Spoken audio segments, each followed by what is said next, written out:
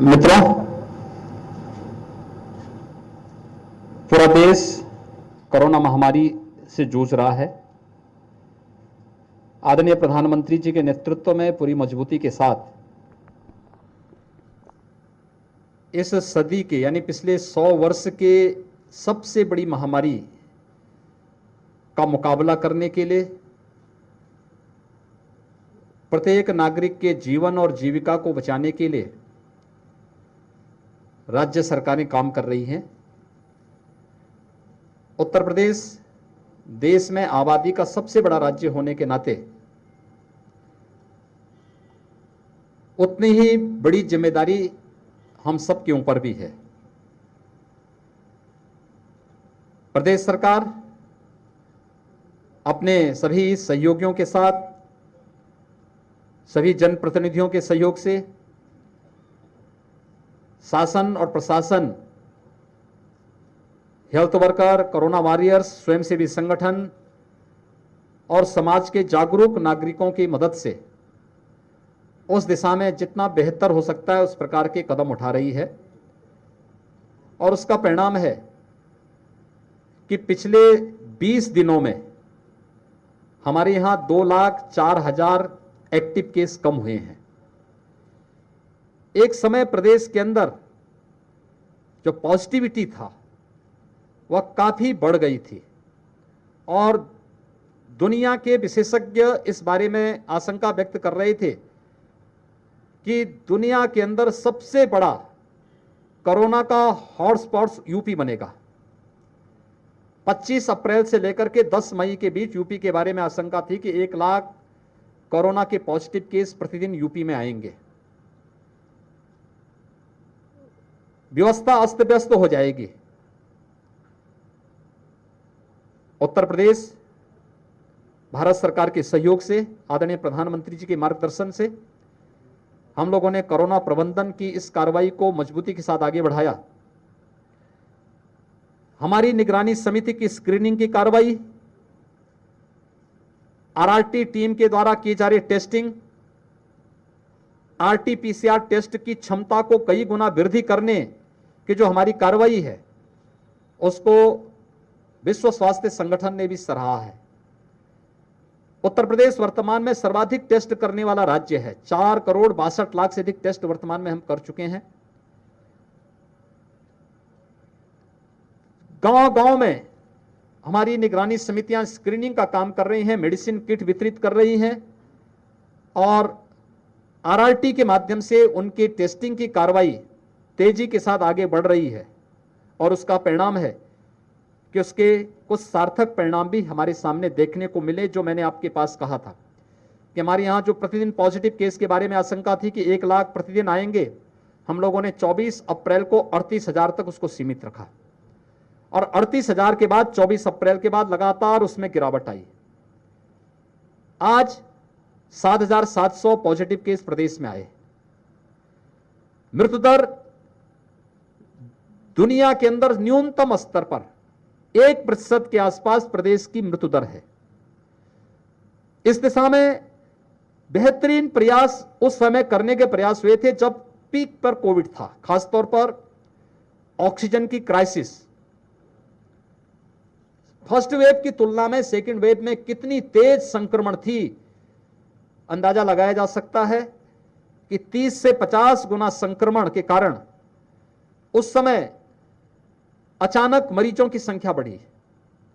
Oxygen की आपूर्ति demand होने लग गई। तो उस आपूर्ति के लिए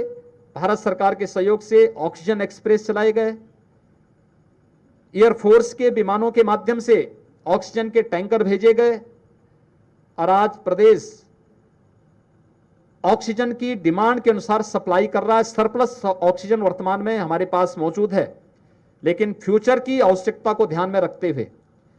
300 से अधिक ऑक्सीजन प्लांट वर्तमान में प्रदेश के अलग अलग जनपदों में हम लोगों ने लगाने की कार्रवाई प्रारंभ की है और लखनऊ में 19 ऑक्सीजन प्लांट अकेले लखनऊ में प्रपोज किए गए हैं। नेगेटिव अगर पॉजिटिविटी रेट देखेंगे, लखनऊ में एक समय 23 अप्रैल को अगर आप देखेंगे 7,100 से अधिक पॉजिटिव केस एक दिन में पॉजिटिव केस आए थे। अब यह संख्या सैकड़ा में आ गई है। लगभग 200 के आसपास केस आज के दिन पर लखनऊ में आ रहे हैं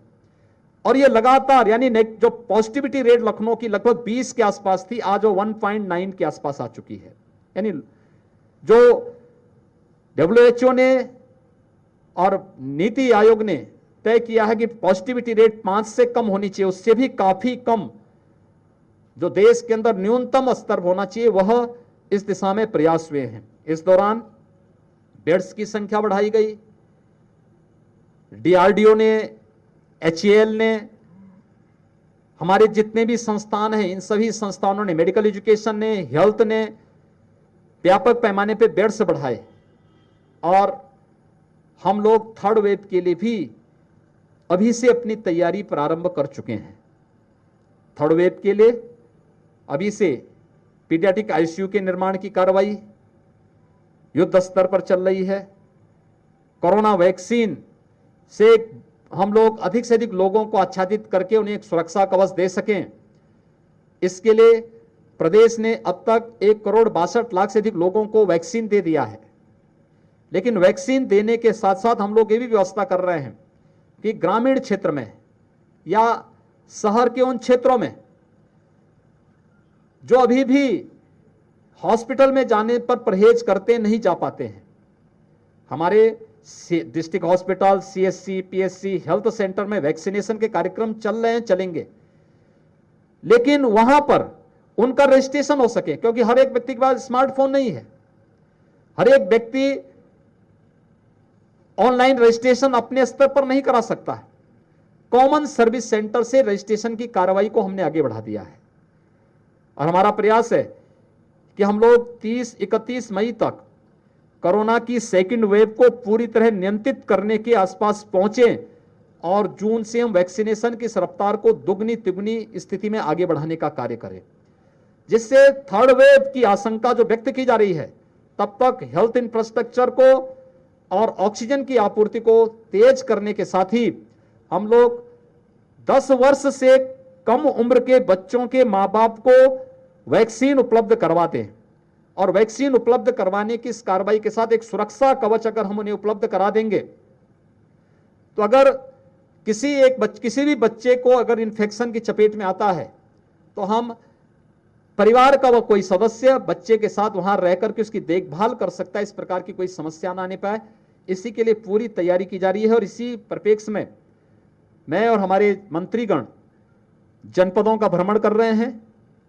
मैंने आज लखनऊ कमिश्नरी की, मैं पहले लखीमपुर खीरी गया था, लखीमपुर खीरी का निरीक्षण किया, गाँवों का निरीक्षण किया, वहां पर ICCC को भी मैंने वहां पर निरीक्षण करने के बाद वहां समीक्षा बैठक ली। उसके बाद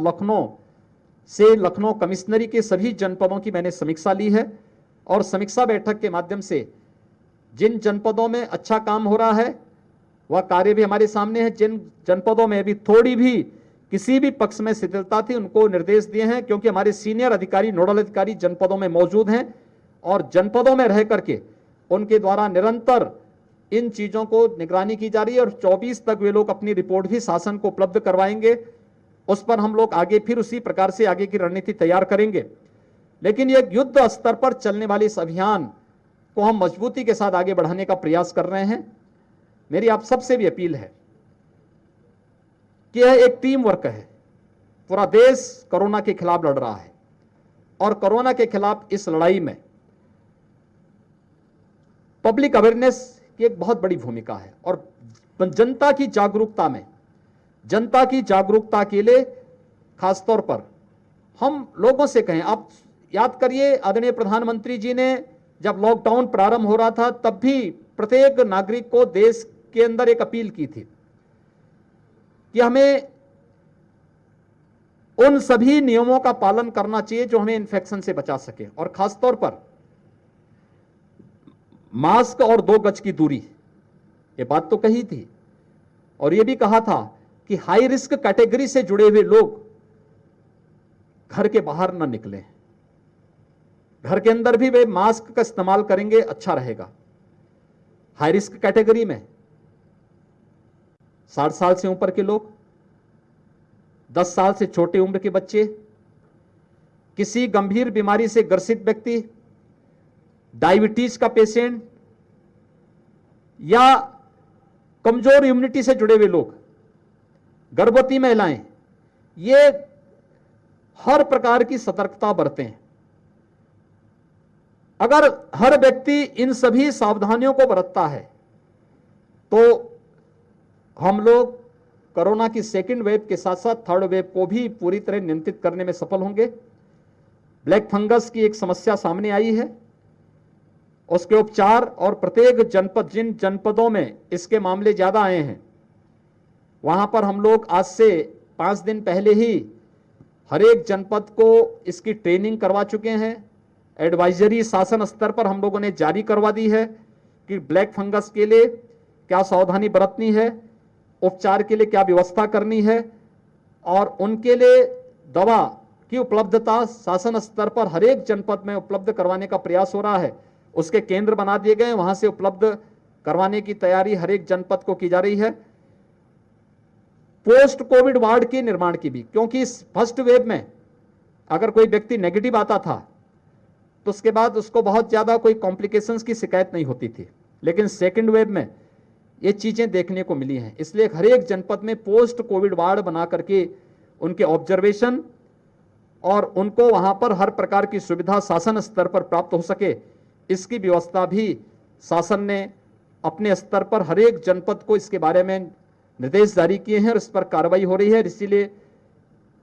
मंडलों के और जनपदों के भ्रमण की कार्रवाई के साथ साथ उनकी समीक्षा, वहां पे कार्यों को और गति देना, इसी क्रम में आज मैं लखनऊ कमिश्नरी की समीक्षा के साथ साथ जनपद हरदोई, जनपद लखीमपुर खीरी भी गया था, वहां का भ्रमण भी किया, और लखनऊ के भी एक गांव में जाकर के मैंने वहां पर एक प्राथमिक स्वास्थ्य केंद्र और गांव में निगरानी समिति किस रूप में काम कर रही है, मेडिसिन किट का वितरण किस रूप में हो रहा है, इन सब का भी मैंने अपने आंखों से उसका निरीक्षण किया है और अभी समीक्षा की है। आप सबसे भी अपील है, हम अधिक से अधिक लोगों को कोरोना प्रोटोकॉल का पालन करने के लिए जागरूक करें और वैक्सीन लगाने के लिए जरूर इसके बारे में हम लोग अगर लोगों को जागरूक कर सकेंगे तो ये सुरक्षा कवच का काम करेगा। क्योंकि अभी भी बहुत सारी जगह देखने को मिल रहा है कि वैक्सीन के प्रति लोगों में जागरूकता का थोड़ा अभाव है। सरकार अपने स्तर पर प्रयास कर रही है और इसीलिए सीएससी को हमने एक्टिवेट किया है, लेकिन ये आपके प्लेटफॉर्म के माध्यम से भी तेजी से आगे बढ़ेगा तो अवश्य बड़ी संख्या में लोग इसके लिए आएंगे और हम लोग हर व्यक्ति को निःशुल्क वैक्सीन देने के लिए सरकार ने अपनी प्रतिबद्धता दोहराई है और सरकार उसके अनुरूप 18 से 44 को राज्य सरकार के द्वारा और 45 से ऊपर वालों को भारत सरकार के माध्यम से निःशुल्क वैक्सीन उपलब्ध कराने की कार्रवाई प्रदेश के अंदर